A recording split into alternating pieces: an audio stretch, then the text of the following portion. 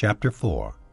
Therefore, since the promise of entering his rest still stands, let us be careful that none of you be found to have fallen short of it. For we also have had the gospel preached to us, just as they did. But the message they heard was of no value to them, because those who heard did not combine it with faith. Now we who have believed enter that rest, just as God has said, "So I declared on oath in my anger, they shall never enter my rest." And yet his work has been finished since the creation of the world. For somewhere he has spoken about the seventh day in these words, "And on the seventh day God rested from all his work." And again in the passage above he says, "They shall never enter my rest." It still remains that some will enter that rest, and those who formerly had the gospel preached to them did not go in because of their disobedience.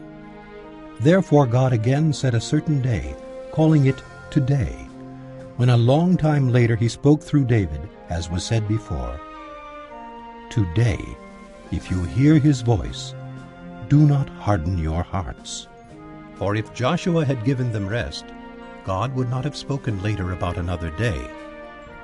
There remains then a Sabbath rest for the people of God.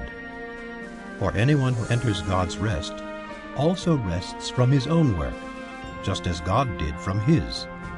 Let us therefore make every effort to enter that rest, so that no one will fall by following their example of disobedience. For the word of God is living and active, sharper than any double-edged sword. It penetrates even to dividing soul and spirit, joints and marrow.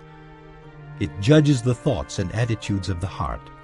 Nothing in all creation is hidden from God's sight.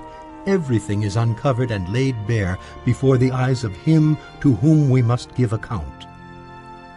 Therefore, since we have a great high priest who has gone through the heavens, Jesus the Son of God, let us hold firmly to the faith we profess. For we do not have a high priest who is unable to sympathize with our weaknesses, but we have one who has been tempted in every way, just as we are, yet was without sin. Let us then approach the throne of grace with confidence, so that we may receive mercy and find grace to help us in our time of need.